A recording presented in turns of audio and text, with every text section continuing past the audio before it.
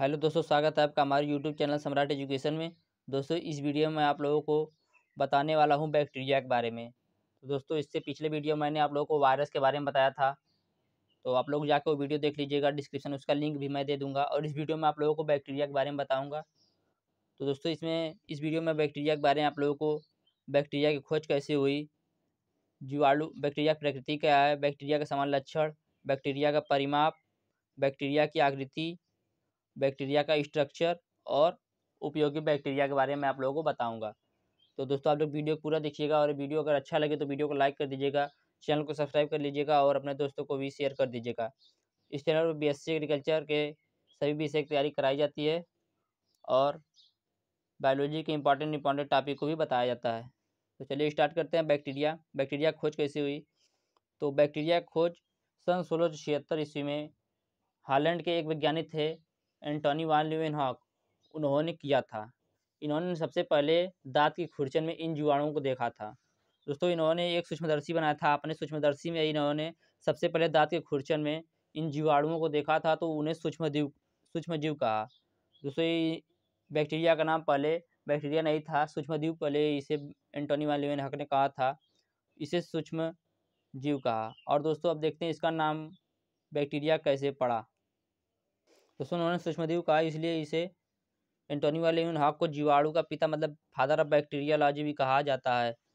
अगला इसका नामकरण, तो एहरेनबर्ग दोस्तों एक साइंटिस्ट है, उन्होंने 1829 ईस्वी में इन्हें जीवाणु कहा। एहरेनबर्ग नाम के वैज्ञानिक थे, उन्होंने सन 1829 ईस्वी में इसे जीवाणु नाम दिया। और उसके बाद लुई पास्चर ने आया और इन्हें फर्मेंटेशन पर कार्य किया और कहा कि पदार्थों का सड़ना गलना भी जीवाणु का कारण होता है। दोस्तों, जो किसी पदार्थ का सड़ना या गलना होता है वह जीवाणु के कारण ही सड़ता और गलता है। यदि जीवाणु नहीं रहेंगे तो वो सड़ेगा और गलेगा भी नहीं। अगला पॉइंट, रॉबर्ट कोच ने सन 1881 में सर्वप्रथम जीवाणु को कृत्रिम संवर्धन किया। दोस्तों, जो रॉबर्ट कोच थे उन्होंने सन 1881 ईस्वी में सबसे पहले जीवाणुओं का कृत्रिम संवर्धन किया। अब देखते हैं दोस्तों जीवाणु की प्रकृति। जीवाणु एक कोशिकीय होते हैं। जीवाणु दोस्तों एक कोशिकीय होते हैं और दोस्तों यह पृथ्वी के अंदर, वायुमंडल पर सभी जगह पाए जाते हैं। तो यह कहा जाता है दोस्तों कि जीवाणु लगभग प्रत्येक स्थान पर विद्यमान होते हैं। अगला हेडिंग है जीवाणु का सामान्य लक्षण। जीवाणु का सामान्य लक्षण कैसे पहचानें कि जीवाणु है। जीवाणु अत्यंत सरल एवं एक कोशिकीय सूक्ष्म जीव हैं। दोस्तों, जो जीवाणु होता है वह अत्यंत सरल एवं एक कोशिकीय सूक्ष्म जीव होता है। अगला पॉइंट, जीवाणु जल, थल, वायु आदि सभी स्थानों पर पाए जाते हैं। जीवाणु दोस्तों जल, थल, वायु लगभग सभी स्थानों पर पाए जाते हैं। अगला पॉइंट, जीवाणु मृतोपजीवी या परजीवी होते हैं। दोस्तों, जो जीवाणु होता है मृतोपजीवी या परजीवी होता है, मतलब यह मृत पदार्थों के ऊपर आश्रित होता है। परजीवी मतलब दूसरे के ऊपर आश्रित होता है, मतलब मरे हुए जीवों को खाता है और दूसरे के ऊपर आश्रित होता है। अगला पॉइंट, इनकी कोशिका संरचना सरल होती है। दोस्तों, जो जीवाणु होते हैं इनकी कोशिका संरचना है जो वो सरल होती है।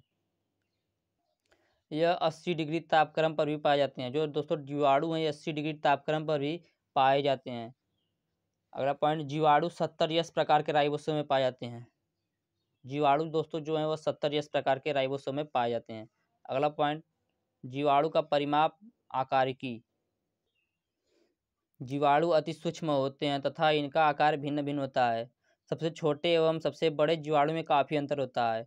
सामान्यतः इनकी अनेक जीवाणुओं का आवश्यक व्यास 0.35 से लेकर 0.5 माइक्रोमीटर तथा लंबाई 1 से 5 माइक्रोमीटर होती है। तो जो जीवाणु होते हैं ये अति सूक्ष्म होते हैं। इनका आकार दोस्तों जो है वो भिन्न भिन्न होता है तथा सबसे छोटे एवं सबसे बड़े जीवाणु में काफ़ी अंतर होता है। सबसे छोटा जीवाणु दोस्तों अनेक जीवाणुओं का औसत व्यास 0.35 से 0.5 माइक्रोमीटर तथा लंबाई 105 माइक्रोमीटर तक होती है दोस्तों जीवाणुओं की। लेकिन दोस्तों अपवाद के स्वरूप क्रेन्थोरिक्स जीवाणु जिसकी लंबाई दोस्तों 1 सेंटीमीटर देखी गई है। दोस्तों यह अपवाद है। अगला पॉइंट देखते हैं इसका भार, जीवाणुओं का भार। जीवाणु कोशिका का भार बहुत कम होता है। एक कोशिका का वजन लगभग 2 × 10⁻12 ग्राम होता है। 2 × 10⁻12 ग्राम। एक जीवाणु कोशिका का भार वजन लगभग 2 × 10⁻12 ग्राम होता है, जिसका अर्थ दोस्तों 1 ग्राम भार के लिए 50 अरब कोशिका चाहिए दोस्तों। 1 ग्राम जीवाणु भार के लिए 50 अरब से ज़्यादा कोशिकाओं की आवश्यकता होती है। अगला पॉइंट है जीवाणुओं की आकृति। जीवाणु दोस्तों 3 प्रकार की आकृति में पाए जाते हैं, गोलाकार आकृति, स्फेरिकल बैक्टीरिया और दूसरा है छड़ाकार जीवाणु, बैसिलस बैक्टीरिया, और दोस्तों जो तीसरा है वक्रित अथवा मुड़े हुए आकार के जीवाणु, कर्व्ड अथवा बेंट बैक्टीरिया। तो दोस्तों हम फिगर के माध्यम से सभी बैक्टीरिया को देखेंगे। तो दोस्तों आप लोग देख सकते हैं सबसे पहले कोक्साई समूह देख लेते हैं दोस्तों, गोलाकार जीवाणु। इस प्रकार के जीवाणु गोल या अंडाकार अथवा दीर्घवृत्ती होते हैं, जिनका व्यास 0.5 से इनका व्यास दोस्तों जो है 0.5 से 1.25 माइक्रोन होता है। इन्हें कोकस के रूप में जाना जाता है। ये बिना कशाभिका वाले विभिन्न आकृतियों में पाए जाने वाले होते हैं। किसी समूह में इनकी संख्या तथा व्यवस्था के आधार पर इनको निम्न प्रकार से वर्गीकृत किया गया है। पहला दोस्तों माइक्रोकस। दोस्तों जब माइक्रोकस होता है दोस्तों, जब केवल एक होता है, एक गोला होता है तो दोस्तों माइक्रोकस होता है। और अगला है डिप्लोकोकस। तो दोस्तों विभाजन के बाद जब 2 संताएं कोशिकाएं बनती हैं परंतु दोनों आपस में जुड़ी होती हैं। यहाँ पे आप लोग देख सकते हैं दोस्तों, यहाँ पर आप लोग देख सकते हैं। तो दोस्तों देखिए विभाजन के बाद 2 संतति कोशिकाएं बन गई परंतु दोनों आपस में जुड़ी हुई हैं, तो इसे डिप्लोकोकस कहेंगे। अगला है दोस्तों स्ट्रेप्टोकोकस। यहाँ पे आप लोग देख सकते हैं दोस्तों स्ट्रेप्टोकोकस। दोस्तों यह डिप्लोकोकस के लगातार एक ही और समान तल पर विभाजित होने पर कोशिकाओं की एक लंबी श्रृंखला बन जाती है, तो दोस्तों इसे स्ट्रेप्टोकोकस कहेंगे। इसके बाद है दोस्तों टेट्राकोकस। दोस्तों यहाँ पर देख सकते हैं ये हो गया टेट्राकोकस। जब 2 डिप्लोकोकस समान तलों पर इस प्रकार विभाजित होते हैं कि 4 गोलाकार कोशिकाएं सीधी रेखा में न होकर 4 कोशिकाओं के एक समूह में होती हैं, तो उसे टेट्राकोकस या पेडियोकोकस कहते हैं। तो दोस्तों आप लोग यहाँ पे देख सकते हैं टेट्राकोकस को। इसके बाद दोस्तों सार्सिनी। यहाँ पे आप लोग देख सकते हैं सार्सिनी। दोस्तों जब जीवाणु कोशिकाएं घन के रूप में अवस्थित होती हैं, दोस्तों जब जीवाणु कोशिकाएं घन के रूप में उपस्थित होती हैं तो उसे सार्सिनी कहते हैं। अगला है दोस्तों स्टैफिलोकोकस। स्टैफिलोकोकस। जब बहुत से कोकस, यहाँ पर आप लोग देख सकते हैं, जब बहुत से कोकस एक समूह में अनियमित आकृति के रूप में होते तथा अंगूर के गुच्छे जैसा दिखाई देता है तो उसे स्टैफिलोकोकस कहते हैं। अगला दोस्तों बैसिली समूह छड़ाकार जीवाणु। दोस्तों ये 4 प्रकार की होती हैं, माइक्रोबैसिलस, डिप्लोबैसिलस, स्ट्रेप्टोबैसिलस और चौथा होता है पेलिसेड।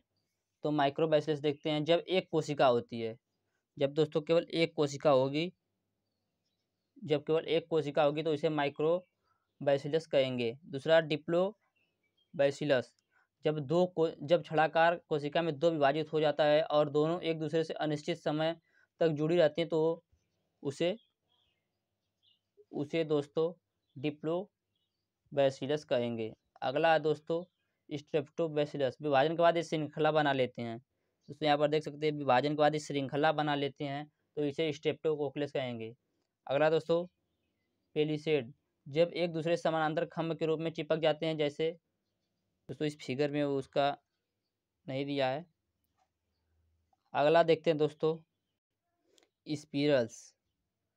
ये दोस्तों 2 प्रकार के होते हैं। पहला होता है विब्रियो। इस प्रकार की कोशिकाएं हल्की सी घुमावदार छड़ें होती है जिसे घुमाव आधा चक्कर होता है अथवा कोशिकाएं अल्प विराम या कामा जैसी दिखाई देती हैं। इनके एक किनारे पर कशाभिका होती है। इनकी लंबाई 10 माइक्रोन एवं व्यास 1.5 से 7.4 माइक्रोन तक होती है, जैसे विब्रियो। दोस्तों यहाँ पर आप लोग देख सकते हैं जो मैंने अभी बताया वो यही है। इसके बाद अगला देखते हैं दूसरा, ये वाला देखिएगा आप लोग। एक कार्क स्क्रू की तरह ऐंठे हुए सर्पिलाकार होते हैं जिससे एक या एक से अधिक ज़्यादा घुमाव वाली ऐंठे हुई रचनाएं होती हैं। एक कशाभिका या अकशाभिक दोनों प्रकार के हो सकते हैं, जैसे दोस्तों इसे आप लोग यहाँ पर देख सकते हैं। उम्मीद करते हैं दोस्तों आप लोगों को वीडियो समझ में आ रहा होगा। चलिए आगे चलते हैं, देखते हैं जीवाणु की कोशिका संरचना। दोस्तों जो जीवाणु की कोशिका संरचना होती है, जीवाणु की कोशिका भित्ति होती है, वह काइटिन की बनी होती है। और तो जीवाणु जो है मृतोपजीवी, परजीवी एवं सहजीवी होते हैं। मतलब मृत जीवों पर आश्रित होते हैं, दूसरे पर आश्रित होते हैं। अगला पॉइंट, इनकी कोशिका में लवक, माइटोकॉन्ड्रिया, गाल्जी उपकरण अथवा अंतर्द्रव्य जालिका नहीं होती है। दोस्तों इन कोशिका के अंदर माइटोकॉन्ड्रिया, गाल्जी उपकरण तथा अंतर्द्रव्य जालिका नहीं होती है। आप लोग को इसका स्ट्रक्चर दिखा देते हैं। तो दोस्तों आप लोग यहाँ से देख सकते हैं, यह है दोस्तों बैक्टीरिया का स्ट्रक्चर। दोस्तों यदि मैं आप लोगों की सभी के बारे में बताऊंगा तो समय बहुत ज़्यादा हो जाएगा, इसलिए मैं आप लोगों को सभी के बारे में अगले वीडियो में बताऊंगा। तो इस वीडियो में आप लोग इसका स्ट्रक्चर देख सकते हैं। यह दोस्तों राइबोसोम यहाँ पे है, ये न्यूक्लियाइड है, यहाँ पे फ्लैजिलम है। दोस्तों इसके बारे में आप लोगों को अगले वीडियो में बताऊंगा। यदि वीडियो अच्छा लगा तो वीडियो को लाइक कीजिएगा, चैनल को सब्सक्राइब कीजिएगा, शेयर कीजिएगा। और यदि इसका पीडीएफ चाहिए तो डिस्क्रिप्शन में व्हाट्सएप ग्रुप का लिंक और व्हाट्सएप नंबर दिया गया है, वहाँ से मैसेज करके आप इसका पीडीएफ ले सकते हैं। जय हिंद।